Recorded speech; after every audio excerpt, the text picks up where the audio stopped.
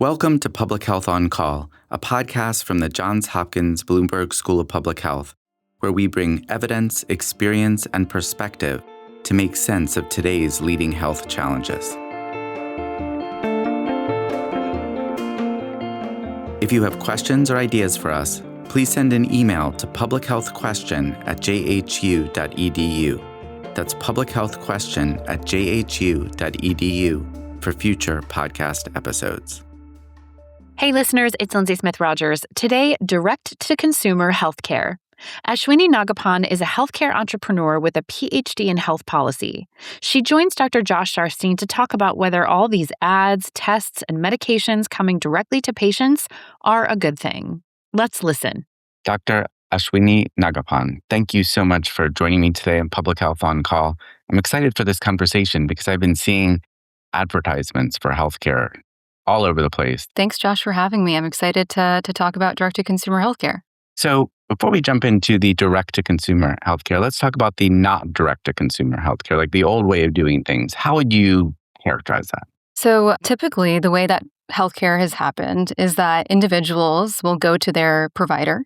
Their provider will see them and then determine, okay, this person needs follow-up testing, might need a prescription, and then from there, the patient will receive a prescription or a test. But what the direct-to-consumer healthcare model ends up doing is it actually starts with the consumer.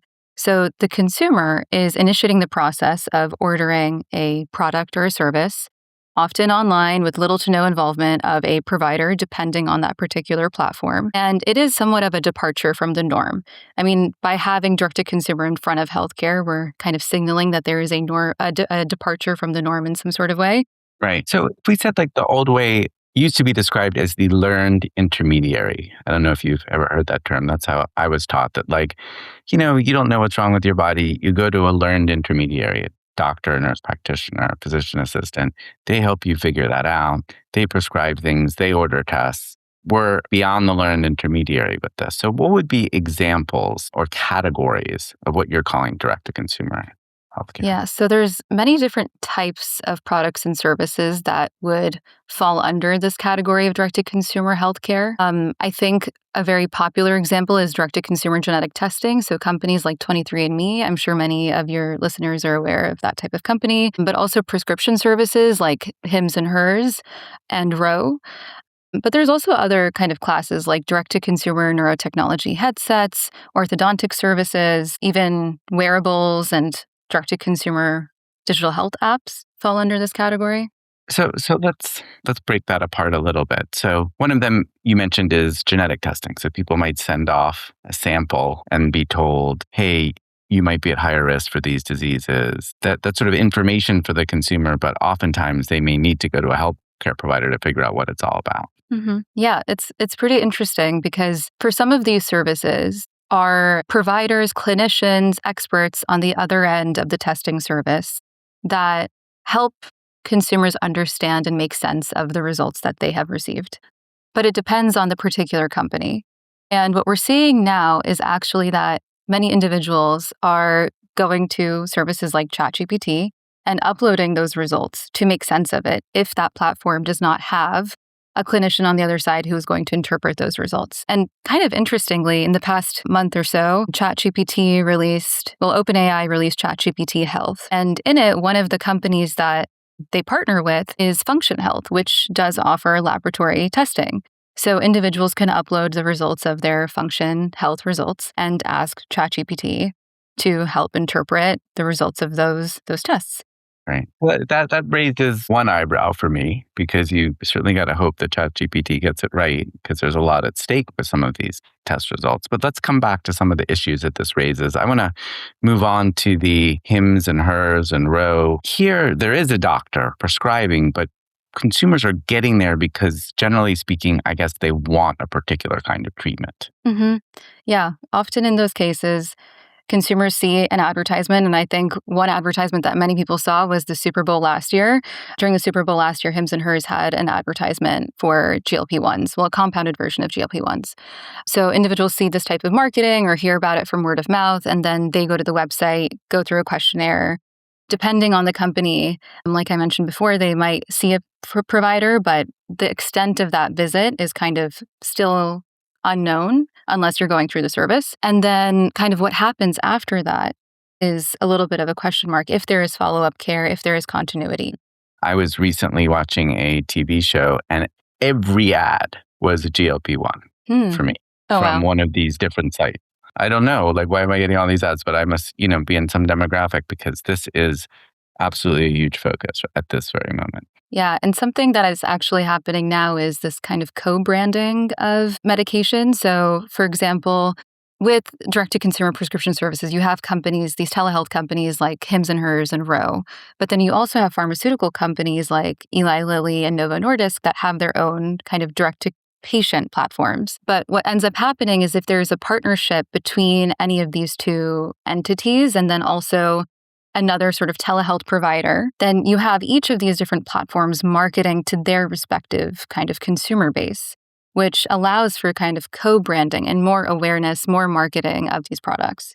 I did appreciate that because it seemed like some of the ads were saying, we'll get you the most effective GLP-1. And it made me think that they might have had a partnership with one of the companies that allowed them to say that. Or another one was saying, we'll get you the pill, which is a new product. It sounds like on the back end, there may be some partnership going on, but I did not click all the way through to figure out what was happening. Yeah, it's interesting to kind of understand, and I think it's still kind of unclear as to the exact dynamics that are happening and the partnerships between these different platforms. I mean, last year, several senators came together to investigate the prescribing practices at the Lead Direct, and I think it was also Pfizer for All, to understand kind of how many prescriptions, like Lilly prescriptions, were prescribed by their telehealth partners and how many Pfizer prescriptions were prescribed by their telehealth partners. Very interesting. So you mentioned a couple other classes. We don't have time to go through all of them, but is there another one that you want to mention under this umbrella of direct-to-consumer healthcare? Well, I think something that I've been interested in and intrigued by recently is kind of early cancer detection screening, because interestingly, I think it kind of spans both testing, but also full body MRIs and imaging scans, which have also been kind of popping up. So companies like Pronovo, Ezra, where individuals can kind of do the full body scan to essentially it's more of a preventative service, which is kind of different from the other categories of direct-to-consumer testing that we've been talking about that is more on the treatment side of things. So I think that's also important to think about is how it is kind of spanning the whole spectrum of healthcare services now. Let's talk about some of the issues involved. But before we do that, what are the potential advantages of direct-to-consumer health? Yes, there are certainly arguments in favor and benefits of direct-to-consumer healthcare. The first one is, of course, access. For people that live in rural areas or face geographical barriers or transportation barriers or don't have a primary care physician, this offers them access to care. And this can be especially meaningful in cases where a condition might bear stigma that might be in mental health or sexual or reproductive health or certain chronic conditions. Additionally, direct-to-consumer healthcare offers that Amazon-like experience that many of us are used to these days, that convenience. So when people want to receive a fast prescription or quick testing or rapid feedback on something, direct-to-consumer healthcare does that pretty well. But of course, with those two things of access and convenience comes trade-offs. Yeah, let's talk about the trade-offs. And we mentioned one, which is the accuracy, perhaps, of some of these services, particularly if they're testing. And I know that there is a big loophole. I would describe it as a loophole in laboratory-developed tests, which allow companies to give you a prediction of a certain condition without a full FDA review of the science that underlies that. And so there have been all kinds of examples of people getting misinformed about their risk for certain diseases, which can actually be quite serious if they do things to themselves or they fail to do things to themselves based on faulty information. I think certainly the questionable efficacy is a concern. I think kind of tied to that is also whether or not, especially with cases of in prescription services, whether or not there is enough evaluation of a person's medical history to capture contraindications. And then going back to the two benefits I mentioned of access and convenience, with access, there is a trade-off when it comes to equity. So who's actually able to access these services? It comes down to people that have the ability to pay out of pocket and the willingness to do that. A good internet connection. Good internet connection, broadband access, definitely. Many of these services are in English, so it kind of defaults to that as well. And then on the convenience side of things, it's great for that quick episodic care, but then the trade-off there is fragmentation of care and continuity of care. So what happens after they receive a prescription? And what happens after they receive a test?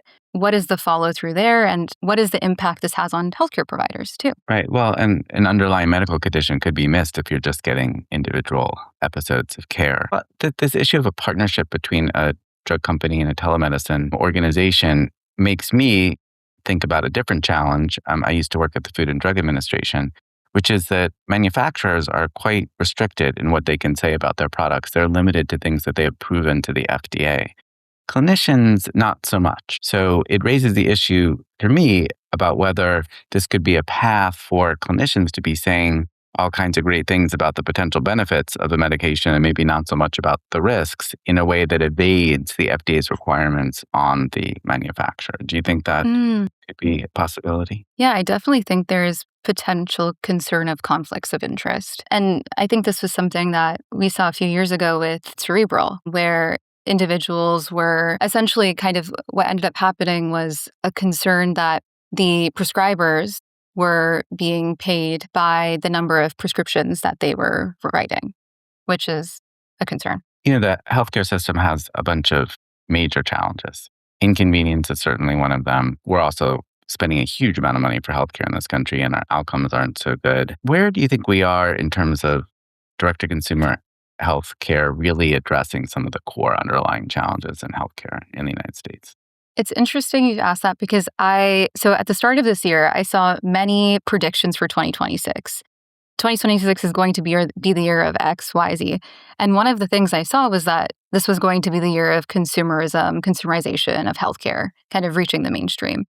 And it's interesting because I'm actually seeing a good amount of that, especially when it comes to people living in metropolitan areas that have kind of the ability to pay out of pocket and the willingness to spend on cash-based services. I think that in certain cases, this is actually going to be, I'm thinking about at-home cervical cancer testing because recently the HRSA updated their guidelines to include that type of screening for, I guess, like as an adjunct to the pap smear, allowing for people to access kind of a hybrid version of direct-to-consumer healthcare at home. So that's actually an interesting case of something that started out as a direct-to-consumer cash pay offering, but then eventually entered public health guidelines.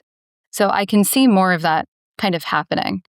Right. Interesting. So we shouldn't necessarily write off the full potential of direct-to-consumer healthcare for addressing public health issues just because you're deluged with GLP-1 ads on TV. Right. At the same time, I mean, during the pandemic, at-home COVID-19 testing kits were kind of everywhere. At the beginning, there was concern about kind of false positives, false negatives, but over time, it kind of became something where it provided convenience and access. You didn't have to go anywhere in person to get a swab done. You were able to do it at home. Seems like there's potential, but it's really important to pay attention to whether or not this is actually making healthcare better, whether or not it's taking a step sideways in some cases, and whether or not everyone is really able to benefit and it's not making existing disparities in access to care worse. Definitely. And I think it's tied to that. It's one of those things where I think there are many different kinds, as we talked about, different kinds of direct-to-consumer healthcare products and services, and not all of them have the same exact ethical issues or challenges that arise. So it is important to kind of look at these products case by case. Well, thank you very much for this very interesting overview. Thanks for having me. Public Health on Call is a podcast from the Johns Hopkins Bloomberg School of Public Health, produced by Joshua Sharfstein, Lindsay Smith-Rogers, Stephanie Desmond, and Rachel Walsh. Audio production by Michael Bonfils, Matthew Martin, and Philip Porter, with support from J.B. Arbogast, Spencer Greer, and Chip Hickey.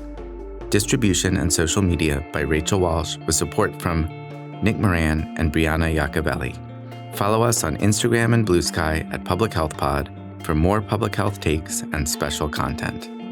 If you have questions or ideas for us, please send an email to publichealthquestion@jhu.edu. That's publichealthquestion@jhu.edu for future podcast episodes.